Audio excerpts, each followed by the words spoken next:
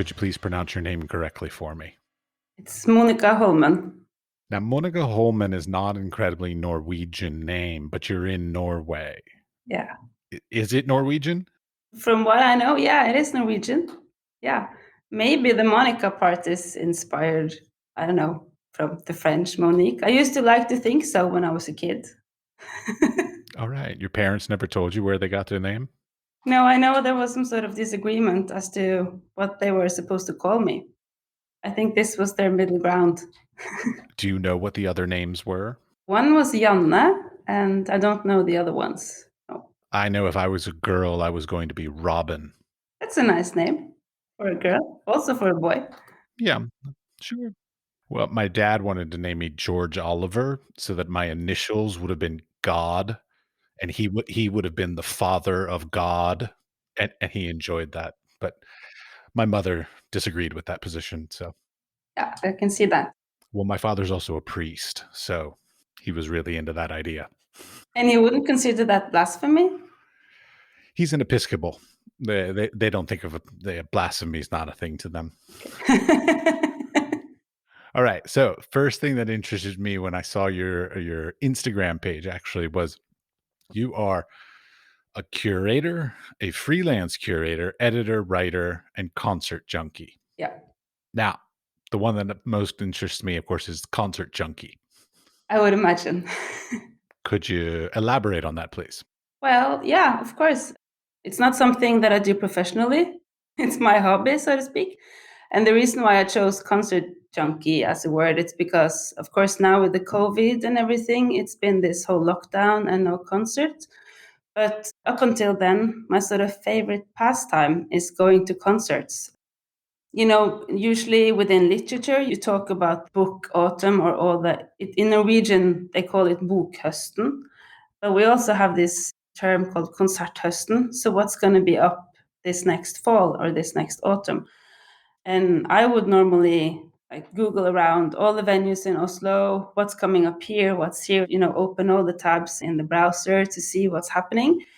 And then I don't only go to see the ones that I know of or the bands that I know from before or my favorite bands that I would normally follow, but I would also read the descriptions that the venue would put out of the bands and like, okay, this sounds interesting. Maybe I'll go to this one. Or they list these and these and these bands as references, and I like several of them. So let's check this out. And of course, the consequence of this is a lot of new discoveries in terms of music and in terms of bands. The good thing about this is that all the smaller venues, the club venues, not the bigger venues, the tickets are still fairly cheap. So it's actually possible to go see 2 or 3 or 4 concerts a week, which is sort of, I don't know, the most that I've been to. And I've discovered so many new bands that I've never heard about before. And of course, some I'm not listening to anymore, and others have remained favorites. Led down new paths also, and even more bands. So that's why I list myself also as a concert junkie. And now with everything opening up again, I'm going back to this. If I get bored, I open all the venues and what's coming. Well, because I used to be a roadie. So I used to do the lights and sound and tour around with rock and roll bands. So I saw far too many concerts in my lifetime. I still can't get enough. It's a never-ending story. I'm very surprised I can do audio like work like this, like an edit and everything because of the amount of like large concerts that I like stood right in front of the speakers for hours on end. Yeah, no, I do have really good earplugs now. I think what I miss the most, and this is of course something I never thought I would actually miss this, but the sensation, the feeling of the experience of actually being in this massive crowd with a lot of strangers and you're all close together, like really close to, I don't know, strange, sweaty people. I would never think that was something I was going to miss, but here we are. Oh, I missed it long before COVID. I mean, I grew up in Washington, D.C. with the straight edge, like Fugazi and Minor Threat, that whole crowd. So like all about the mosh pits when I was a kid. So, that was my thing. And I miss that. But those are a long time ago. So for me, you're still young. So enjoy. I will for sure. Excellent. Now, you work as a curator at please pronounce the name of the place because I try not to butcher pronunciation. So I just ask the guests to always pronounce things. Yeah, it's called Nitja. Ni Nitja? No, no, Nita. No, it's not the ch. It's Nitya. So it's like ninja, but then you would exchange the N for a T. So that's like the short version. And of course, in Norwegian, it's Nitja Center for Samtidskunst. And in English, it would be Nitja Center for Contemporary Art. Lovely. There's actually a story behind this name. Do share. Bring it up to share. So before we used to be Akershus Kunstsenter, and this is of course before we moved to this brand new building, which I'm sure you've already read all about.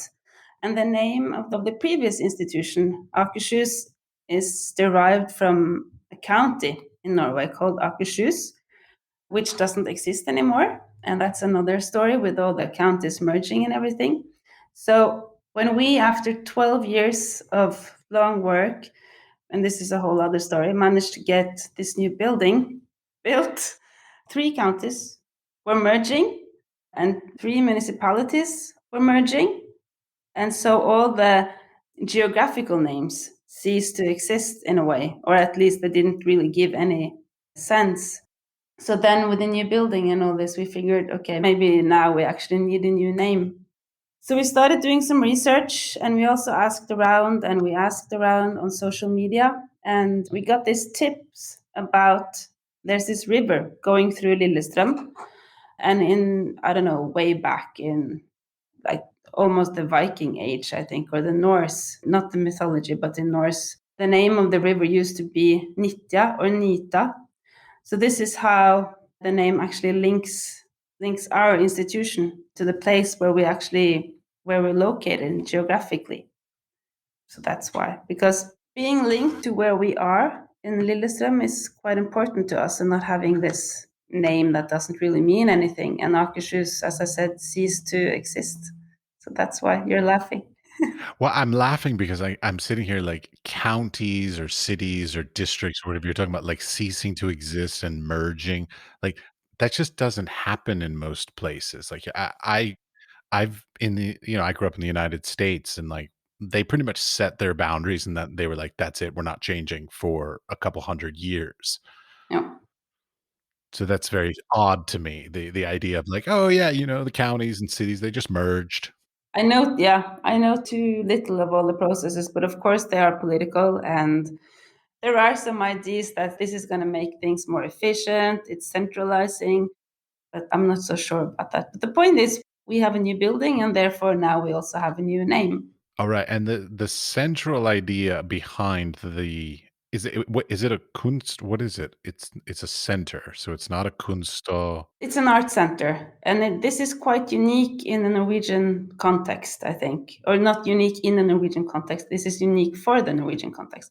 So basically, in the mid 80s, there were established one Kunst center or art center per county, so 15 in total. And this was part of cultural policies and also this idea of having professional contemporary art everywhere, all over the country. The easiest comparison might be, for instance, to Sweden, where most of the inhabitants and it's all centralized to the south of Sweden. Whereas in Norway, it's decentralizing. People are living all over the country, up in the mountains, on the far end of the coast, far up north, all the way to the south. And all of these should have access to professional contemporary art. So then all of the art centers were established, and they all differ in sizes in terms of how many employees they have and what their sort of main tasks are, but they're mostly publicly funded, either by the counties and or by the municipalities, and of course have to apply for public funding per project, per exhibition, and sponsorships and so on and so forth. We're more similar to a Kunsthalle than a gallery, for instance. Well, I've learned about Kunsthalls, I've learned about Kunstfernings, and that's as far as my Kunst knowledge goes. Yeah, so this is Kunstcenter, and it's a third addition to your now broadening knowledge. And that's what I'm here for. So that's very exciting. All right. So the stuff that you all exhibit, so you say contemporary works. Now, I read on your website, but I'm going to assume the listeners have not gone to the website and checked on it. So it's it's contemporary, local, regional, and international. Is that correct? In terms of who we exhibit, you ask? Yes. Yeah, we don't have this sort of mandate that we have to show local or regional artists. When it comes to Nitja Center for Contemporary Art, we normally, up until now, it's been our focus has been on younger Norwegian artists. Okay, wait. Slow down because that's a hot button topic right there. Younger. Is that an age specific thing, or is that a amount of years in the art practice thing? I guess I was going to add a but. Up until now, it's been not limited to, but it's been more about age than the amount of years you've been in sort of the art world. But that being said, it's been probably, I mean, to put it differently, we've shown quite a few younger artists who have only just graduated from the academies. So whether that's meaning that they are, 40 years old and having a change of career, or if they were 25, actually this is their up until now only career. But in the old building, we've had quite a few solo shows with younger artists, and that was their first shows. So wait, 25 is graduating from college? I was just saying a number. Oh, okay. I'm like, I graduated from college at a very different age. Like, that seems weird. Yeah, me too. I guess it would be closer to 30. But the point is that, I mean, we've also shown more established artists, more mid career. And I guess, like any other institution would say, where our main focus is to show whatever we believe is interesting and relevant and important at the moment. Of course, defined by us and our perception, and what kind of glasses are we wearing. Love it. All of those things are excellent topics that are, of course, most interest to me because I'm also a practicing artist myself. So, of course, with the kinds of stuff I want to know is how do artists get to be in exhibitions in places like yours? That depends on the institution. Our program is mainly curated, which means that we, of course, do research. We look around and we invite artists to come show with us, but we also accept applications like open calls and throughout the year. 20 years ago, the whole program was put together by applications only. But this is something that has changed throughout the last years, and now it's a mix. So, like, is there a percentage like 50-50, like half curated, half open calls, 75% curated, 25% open calls? It depends on so many things. It depends on the applications. It depends if we plan to have an exhibition with an open call. It depends, who are the active artists at that moment? Who is graduating? What's the hot topics in society at that time? Yeah, those parameters are not like set in stone. Well, okay. Well, like when I think of a museum, so like I'm comparing you to a museum. So let me like take a step back and rethink that. But so like how long in advance do you all program? I guess would be the first question. So like, is it a year faster? Like how long ahead do you look? It's around 2 years, 2 years, 1.5. It depends. Sometimes, well, no, not as much as 3 years, but usually we try to plan ahead so that the artist will have also enough time to apply for funding, because I mean, our budgets are limited, of course, so we would also whose aren't, so we would have to also make sure that the artists have time to apply for further funding. Okay, so that's the thing. So because you're not sort of some big posh white ivory tower kind of place that can fund everything kind of projects, you all you have your own operating budget. You invite artists, but the artists need to seek their own support in whatever way they can. In addition to what we can provide, of course, they get exhibition fees, and we do help out with production as much as we can. So it's a mix. But it's never enough though. It's never enough. It's never enough. I mean, if somebody were to throw me like, $500,000, like I'll spend it. Of course you will. Who wouldn't? It's never enough. Yeah, Yeah. So give me more money, I will spend that more money. for sure. Yeah, we're all very good at that. All right, but so there are open calls, but I'm more interested. Okay, the open calls are great. I want to come back to that. But first, I want to know a little bit more about sort of the curatorial process because you're not just a curator at the center, but you're also a freelance curator. You also write for some journals, things like this. So you're very active in the community and what's going on. The thing I always wonder about, sort of me sitting here as an artist, I make some works, but like, how do you as a curator connect to the new artist or find the new topic? So like, where do the inspirations come from for your ideas, and how do you find these artists? Everywhere in a way. No, of course, it's you try to stay updated in terms of seeing all the shows, seeing all the exhibitions. Of course, in Oslo, which is where I live, and I mean, most of us at the center live here in Oslo. Prior to the whole COVID, my aim would actually be to see every exhibition in Oslo. That was like, I have to see every exhibition in Oslo. They might not be that good, all of them, but at least I've seen them.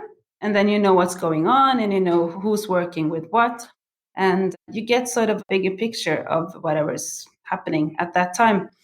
Of course, again, normal times you would try to travel, see other exhibitions elsewhere. But if you can't go anywhere, you follow institutions on social media, of course, check out web pages, you get newsletters.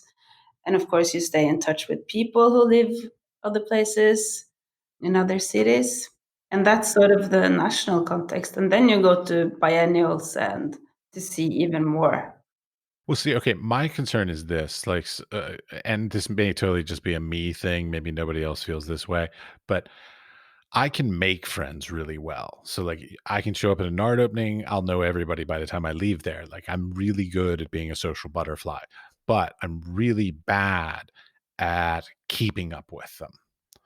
So, like, how important is that? And like, how can you do it the right amount? Because I found in my own career, like some people sort of maybe I quote unquote sort of maybe nagged a little bit too much. Like I like sent them a few too many emails or a few too many like, hey, you got an exhibition coming up, I got new work kind of things.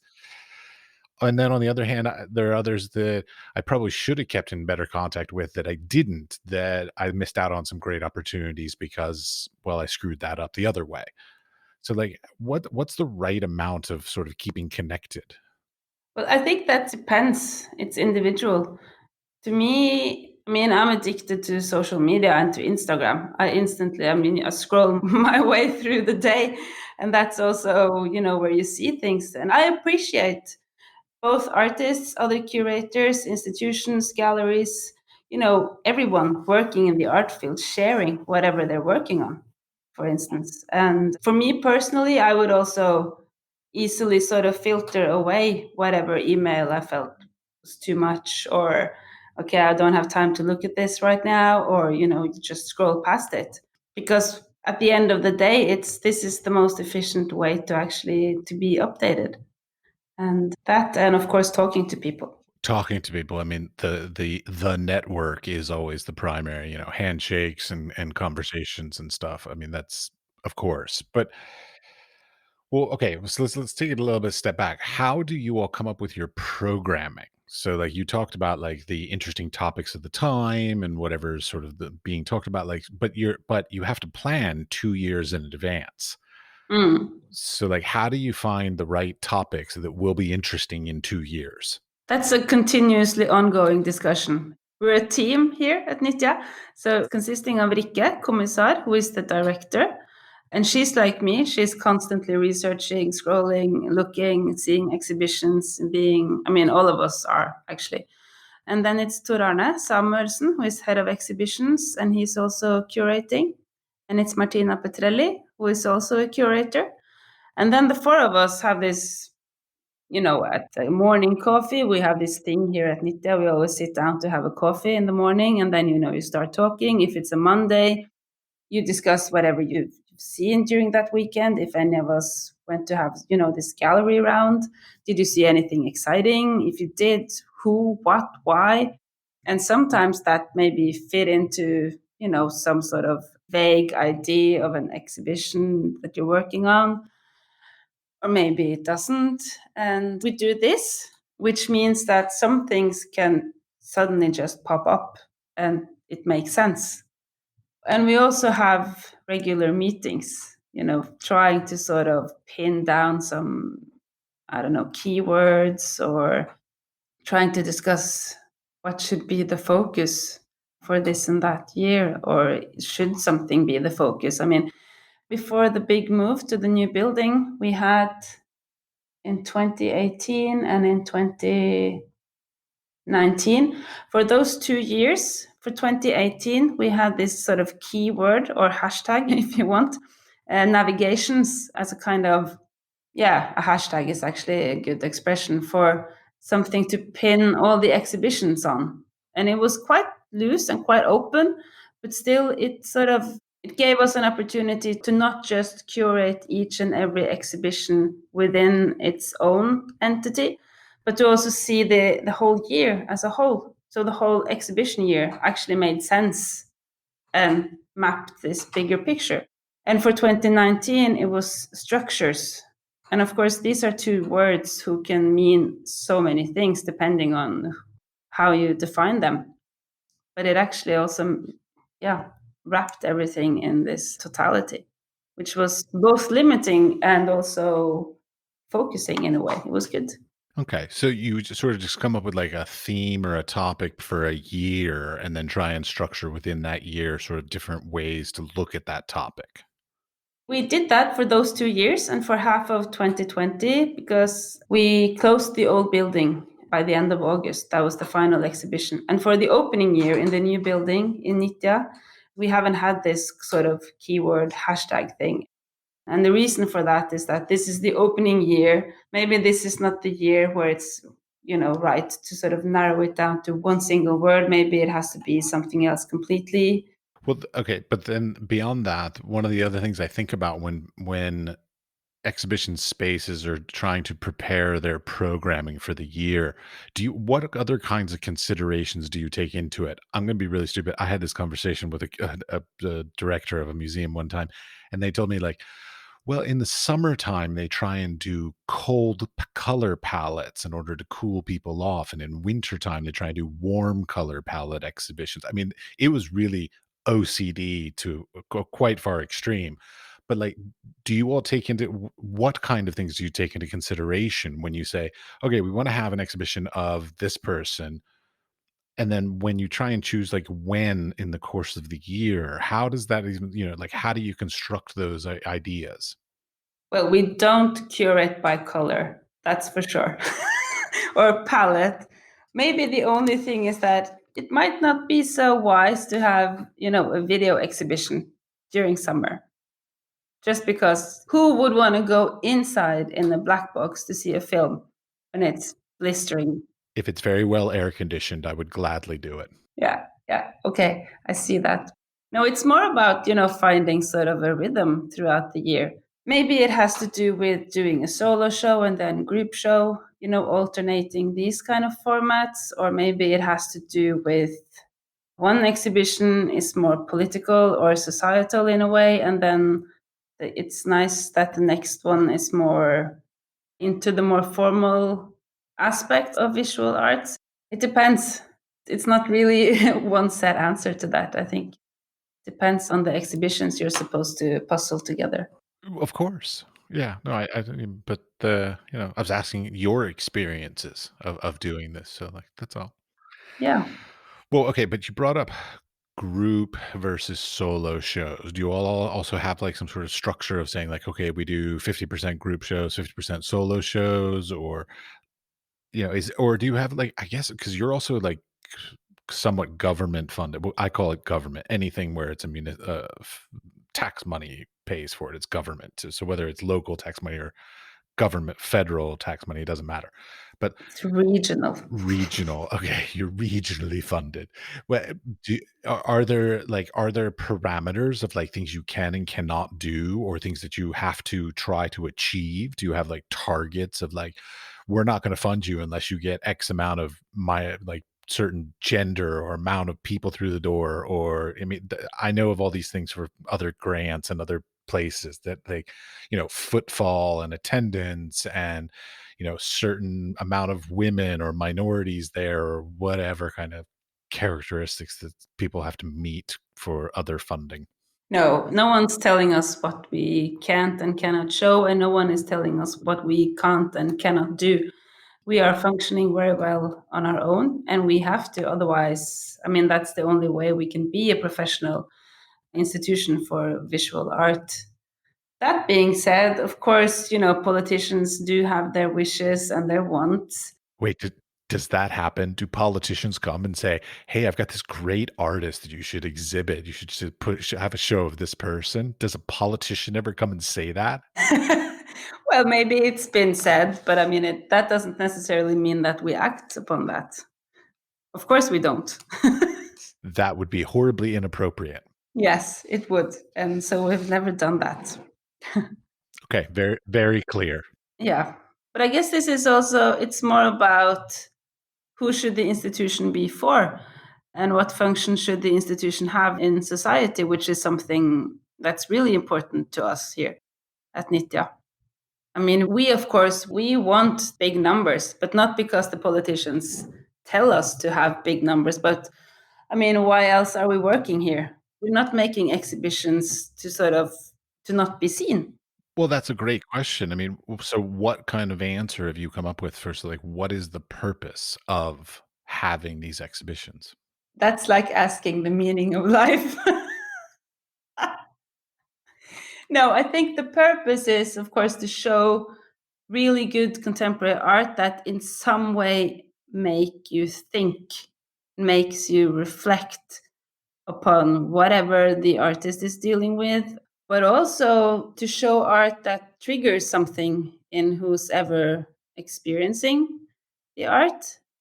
I like to think that good contemporary art, or not necessarily contemporary, also historically, but good art makes you think. It's not something, the wow pieces that where you instantly go wow, but then there's nothing more. That's not the really good art.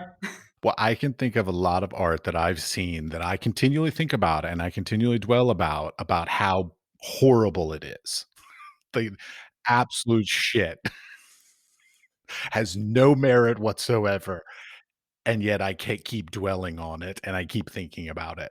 Yeah, okay, that's a good argument. But one keeps talking about all these layers and that contemporary art have layers and different meanings.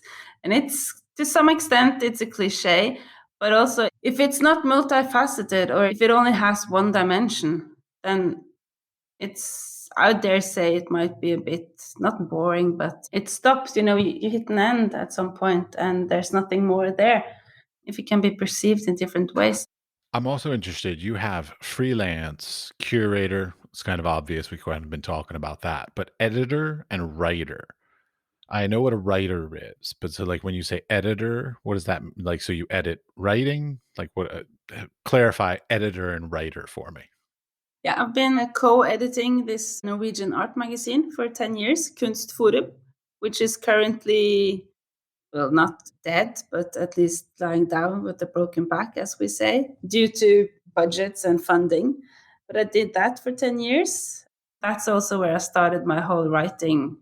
And I've also been editor as a freelancer for a couple of books. The writing that you were doing, obviously, I can't read Norwegian, so I couldn't really read the works. But were you writing like criticism, reviews? Like what's the kind of writing that you do within the arts? Well, it started out with reviews, and that's 10 years ago. That was while I was still working. I only began working at Akershus Kunstsenter, now Nitja. So I was doing this as in addition to studies, in addition to working here, and like we all do, in addition to. And then I also did interviews with artists, and all of this was for Kunstforum mainly. I've probably also done some for other magazines and exhibition texts, but after 10 years it's become so much, so it's difficult to remember like right now. Okay, well, I've got sort of two questions with that. The first one would be sort of if you were you writing like art reviews or art criticism? Because to me, art criticism these days, I don't feel like there's a lot of good criticism being offered. I feel like basically like when people like something or want to say something nice, that'll be written. But if they have anything critical or in any way negative, even that just doesn't get written. So it's not, it just doesn't happen. Because it's not a thumbs up, it's not a like on social media, and so they don't do what I would consider sort of true criticism. They only write happy, pleasant articles.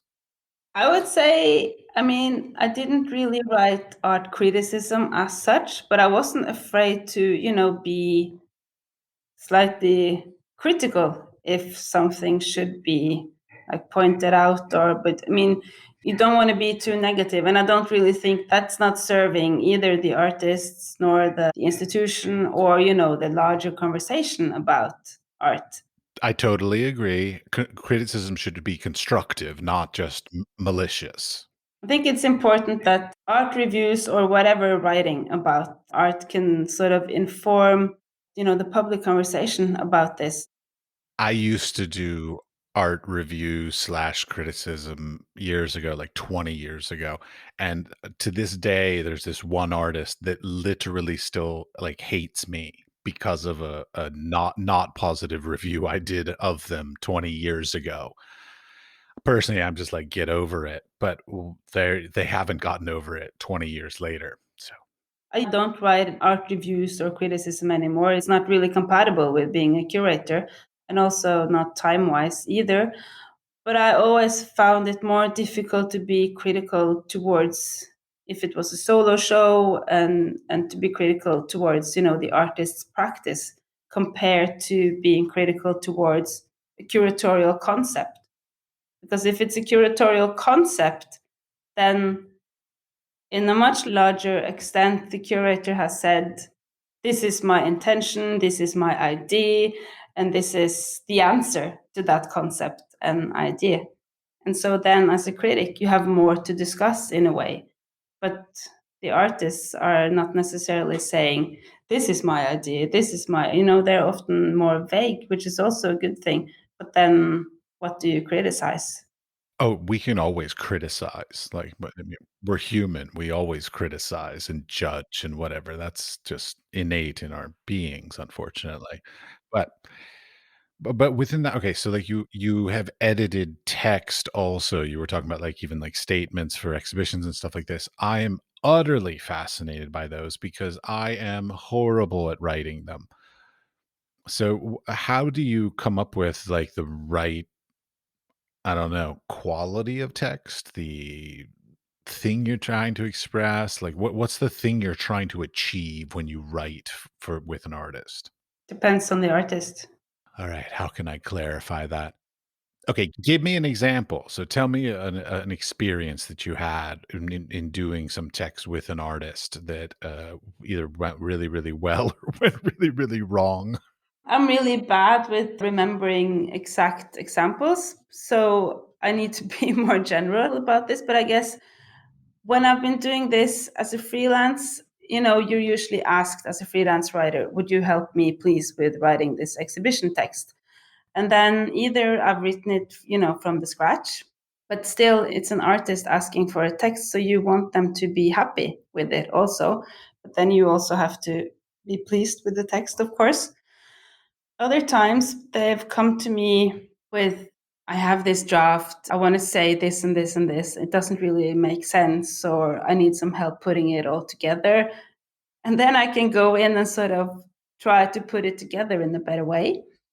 And then in the end, whether you're writing an exhibition text as a freelance or for an artist or as a curator in an institution, it needs to be clear in whatever it's trying to say. And I always say that my parents should understand what this is all about, and they're not in the art world.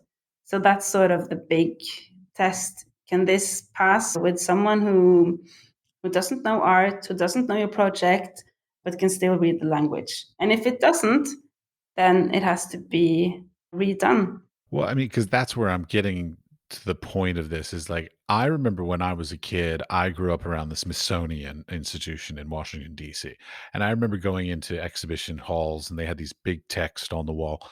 And it was so many 50-cent words and intellectual words and like references to, you know, Greek philosophy and mythology and like all these things that I'm just sitting there like, I have absolutely no idea what was said by this, but it looked eloquent and super intellectual. But times have changed, and that it seems to not be the common way that people are presenting artwork anymore. It seems to be much more of a try to engage people in some way to like pull at their heartstrings or make them feel something from the text so that they sort of get something more of it. Like it's changed even just within my lifetime from super intellectual, sort of highbrow to the desire to connect is sort of more seems to be more driving force these days. Yeah, absolutely. But I think it also has to do with who's sending the message, who's writing the text, whose signature is going to be on the text. For instance, when we are writing the exhibition texts here at Nitja, we're writing to an intellectual public as well. But, you try to sort of reach everybody. And how do you do that?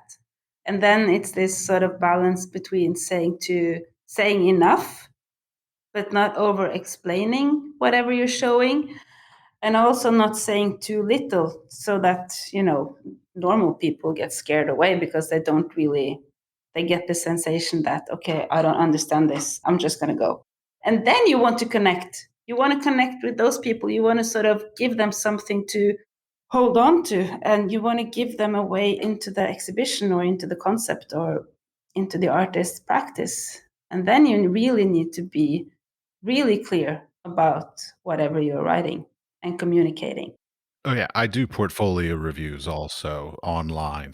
So I read these statements a lot, and a lot of them are just so bad. But then every now and then, like, this amazing one comes through where you read it and you're like, "Oh my god, I got it. I totally get this, why you created this year's work." But trying to find some quantifiable way to explain how to do that is so difficult because each project is unique. So, depending on how expressive the work is, maybe you don't need to be as expressive in the text, or if the work is incredibly abstracted, then maybe you need to be very, you have to balance it to find some amount of like connection because the work may be minimalist abstract, and so there's not much to connect to. So you have to be very evocative and expressive in the text, and it's really hard. It is, and I don't think it's really one way of doing it. It's not one solution. I want one solution. I want somebody to give me a frickin' step-by-step instructions, an Excel spreadsheet that says, "Do this, and you will write a good statement." There. That's what I want. Yeah. But what you're saying there, artist statement, is something different than an exhibition text, for instance. More text for all of us to write. Yeah. Yeah. No, I think maybe we should try and limit the amount of words and keep it to, the bare essentials. Ooh, with that, actually, what about titles? Because I used to work at a gallery, and I remember there was this guy that submitted this work. The work was beautiful. And then his statement was crap, and his titles were horrible, like totally inappropriate, made no sense, had no relation to anything, and totally destroyed the appreciation of the work. So, how do you feel about titles? I've also made some mistakes with titles in my life where I've titled something one thing, and then like 5 years later, I'm like, fuck, that was a horrible title. I should go back and redo it. I've actually been chastised for some of my titles to the point that I was so embarrassed that I changed the titles. So, how do you feel about titles? Well, I can get really annoyed by, this untitled number one, untitled number two. You never do untitled number one, number two, because it looks like you only made two. You do like untitled number 79 because you've worked so hard. This is number 79. So you always use a bigger number. No, I can get quite intrigued by titles, and I'm tempted to say the longer the better. But then, of course, there's this discussion. Then you can almost say that the titles ends up as a kind of, work of art on their own. And I guess I'm intrigued by that because I also have this thing for text-based art. Yeah. Yeah, more poetic titles. That's nice. You like poetic titles. I think I do. Yeah. I've actually never said this out loud before, but but I think I do. Either poetic or if they're descriptive, of course, but they can also be descriptive in a nerdy way. If it's an abstract painting and the title, maybe it's just, the NCS code or something like that, or Something in binary, something like that. yeah, geographical coordinates. Then, of course, it doesn't make sense to the viewer immediately, but once you get sort of an explanation, at least I would like, oh, wow, I like that.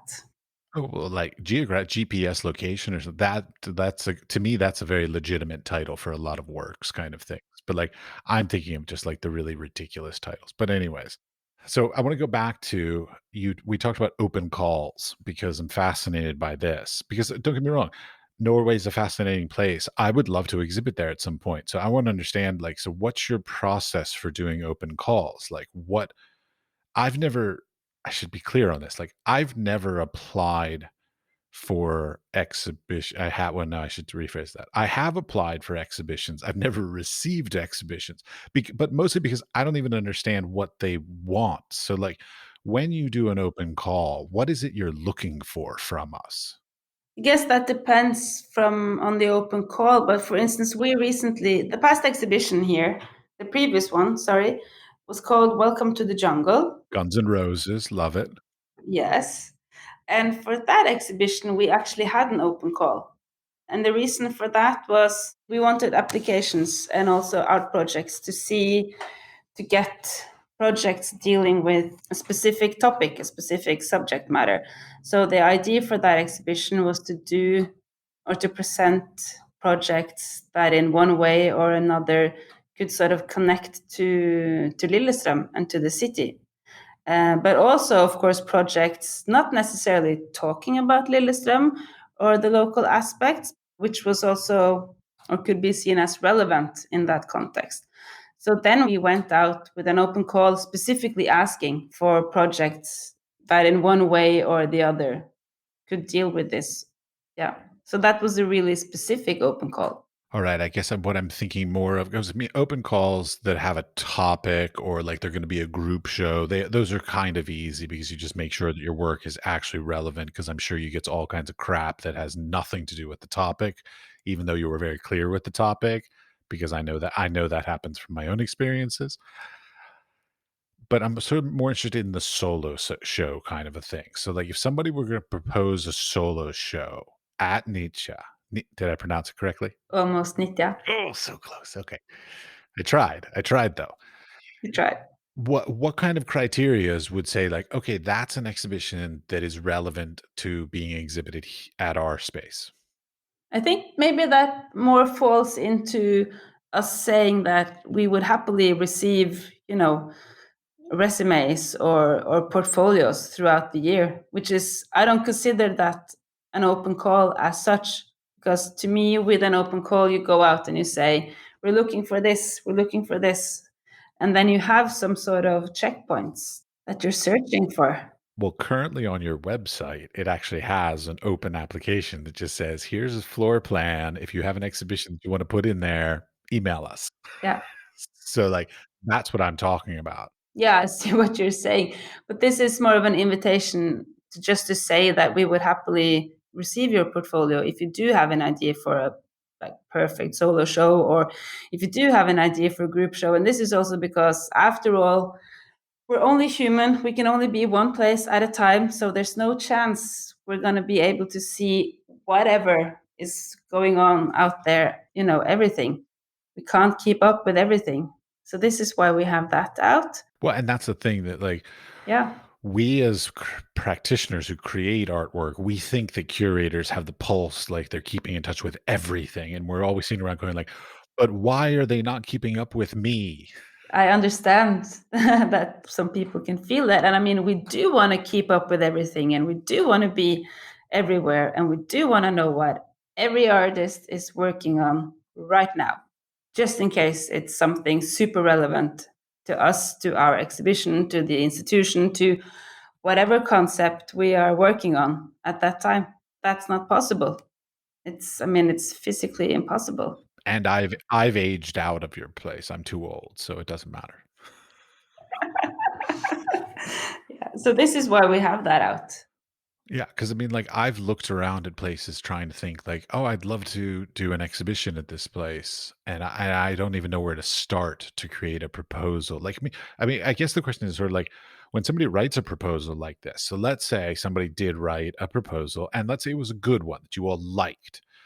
What did they include in it? Did they include like a budget, a timeline, a like artist statement, like well, how much, visuals, like 3D renderings? Like, I mean, what do we even do? How do we approach that?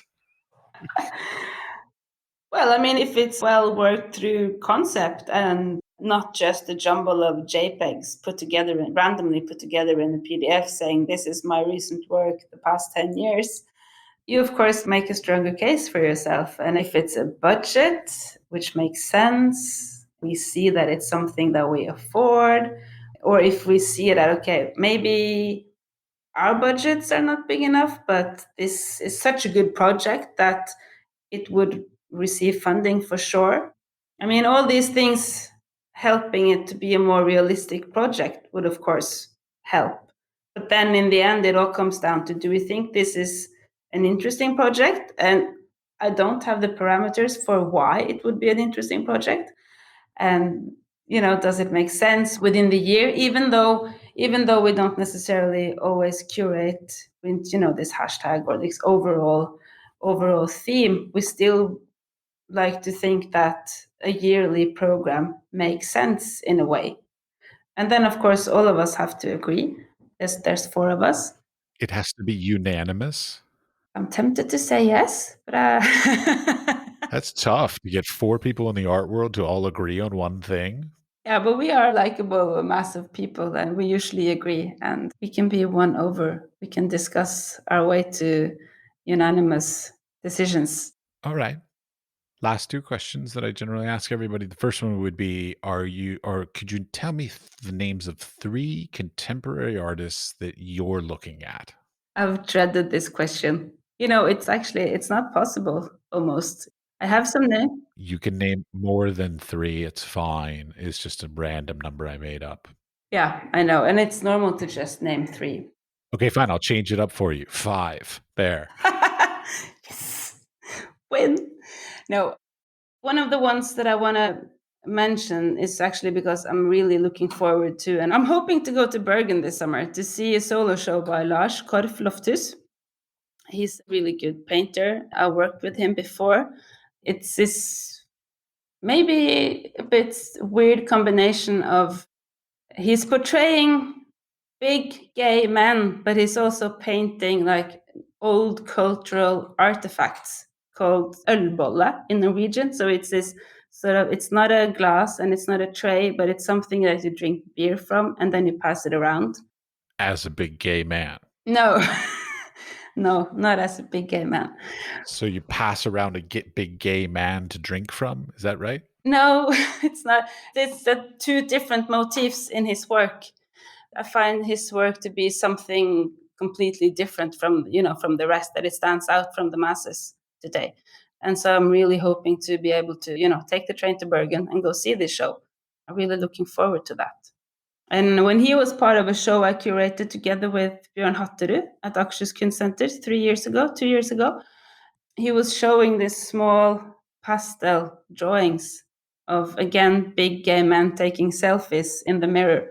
But I mean, they're so sweet in a way, so nice and so gentle. I mean, they're not sexualized in any way. They're just really, really nice. I'm seeing a theme here, but go on. Oh, the next one I would like to mention is Gelavesh Valedkani, who is Kurdish, and she's using her art practice to speak up for freedom of speech but not in this, big shouting, demonstrative way. She's actually making really delicate, detailed embroideries with her own hair. So she's taking strands of her hair and she's embroidering these statements. And she's met quite a lot of, how to say, resistance from the Turkish government because, of course, they are anti everything Kurdish. You don't say. No. She's been censored on Instagram. I've been censored on Instagram after posting an artwork by her and hashtagging the activist who was behind that whole statement. And she's experienced the same. And recently she made this big artwork drawing, which has been shown in the streets in Oslo, portraying, I think, women in Kurdistan in Rojava. And then the Turkish embassy demanded that this was removed because it's against sort of them and yeah.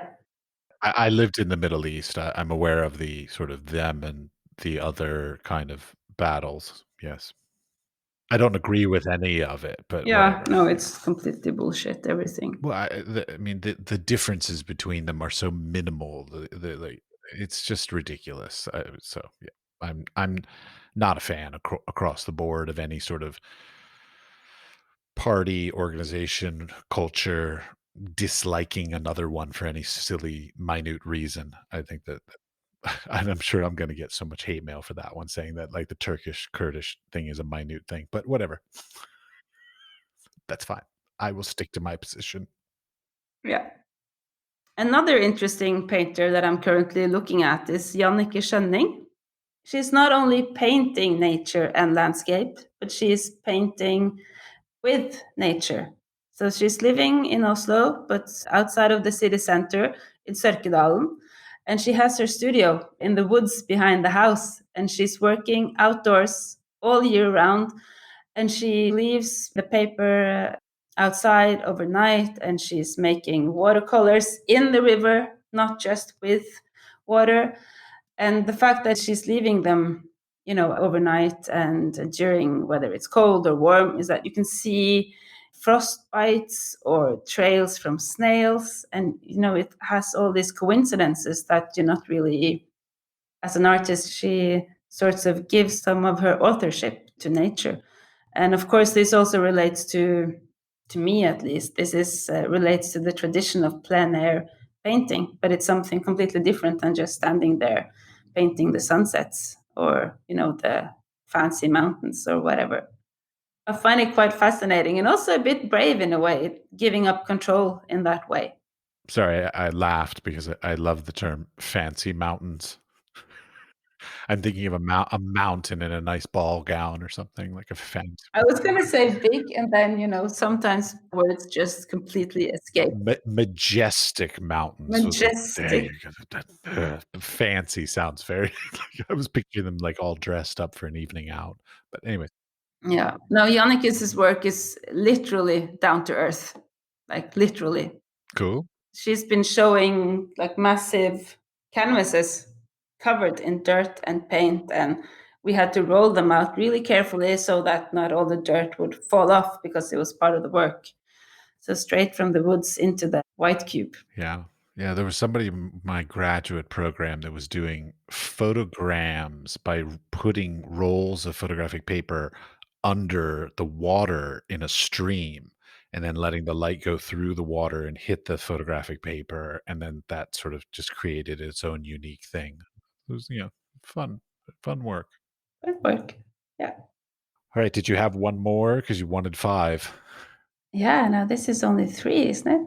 But I only I can go on forever. Fine. Keep going. Have at it. There's this really amazing sculptor, Sigve Knutsson. He's young, but doing really, really fascinating works. And it's somewhere in between furniture and sculptural objects. For instance, if he's making a table, it could also just be a sculpture, not having a function. And they have this sort of organic feel to them, whether he's working in wood or aluminum or stone or ceramics. And they all also have this, even though I think he works quite intuitively when he begins something.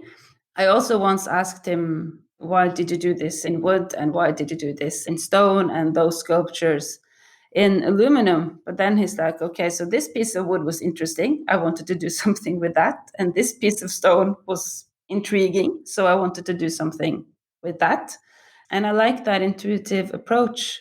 But then his objects also have this sort of feel that there's something archaic, something, prehistoric almost, even though he's not trying to imitate that in any way.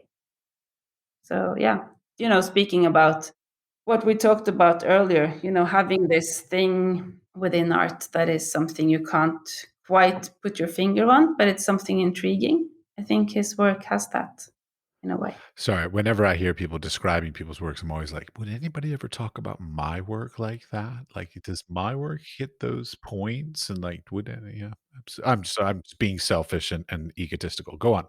No, but hopefully to some people, you do hit all those buttons.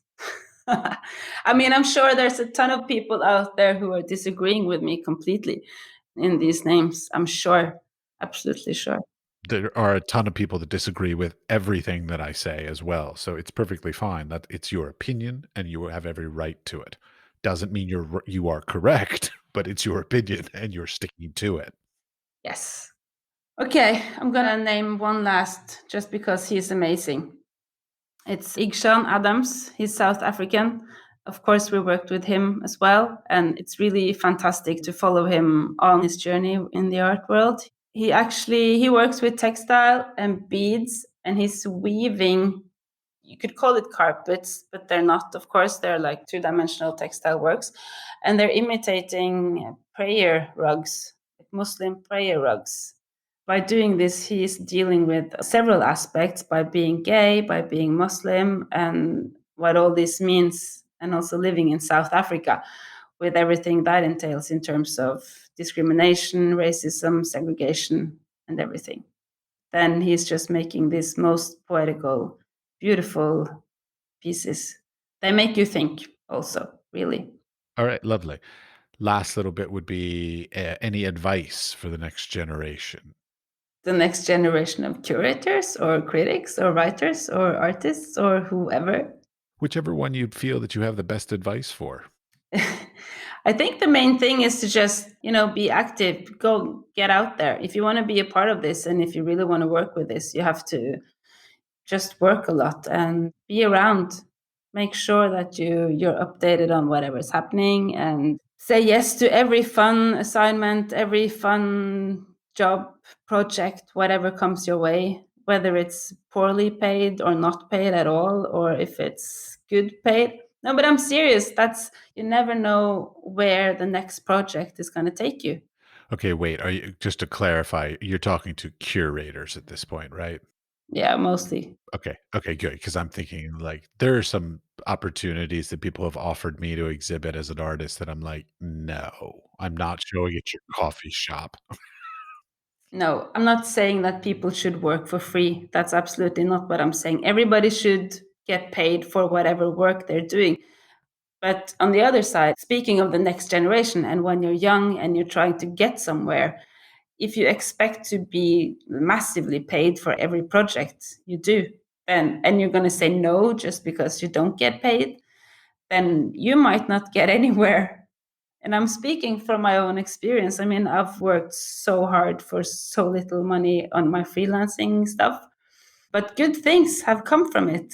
And at some point, it's going to lead you to the next big, massively paid project. It's funny because that kind of conversation always reminds me. There's this photographer I knew years ago, very good photographer. So his skills are good. So like I'm not questioning that. But one day I asked him, I said, "Hey, you want to go out and like take some pictures?" And he's like, no, I don't pick up my camera unless you're paying me." And I'm like, "Well, but you're a photographer. Don't you enjoy doing it?" And he's like, "No, no, it's my job, and I don't pick it up unless I'm being paid." And I'm like, "Okay, all right. So you're a different kind of photographer than I am." Yeah. And I totally understand why some people think that. But I mean, for me personally, I love what I do. I love everything I usually say If I'm asked about some sort of project, especially then, of course, as a freelancer, and it's something I instantly get encouraged by, or, I get this enthusiastic and, oh my God, I really need to do this, then I say yes before I know if I'm paid or not. And maybe that's not a good thing. But then I like to think that I also bring some sort of enthusiasm to the project, which is good also. And you need that to sort of get on. If you're only going to say yes to something because you're paid, then you don't have that sort of love for the project, which you need to make it a good one. It's absolutely true. It needs to be passionate. It has to be passionate. Absolutely. Thank you very much for your time. Yeah, thank you for your time as well. It was nice.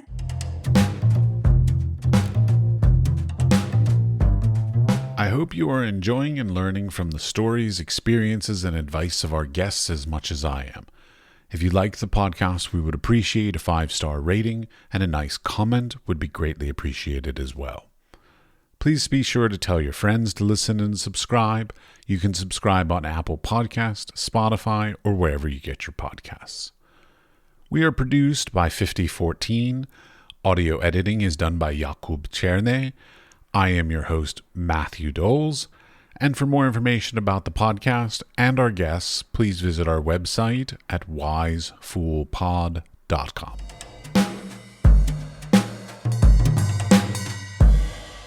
The Wise Fool is supported in part by an EEA grant from Iceland, Liechtenstein, and Norway in an effort to work together for a green, competitive, and inclusive Europe. We would also like to thank our partners, Hunt Kastner in Prague, Czech Republic, and Kunstsentrene i Norge in Norway. Links to EEA grants and our partner organizations are available in the show notes or on our website, wisefoolpod.com.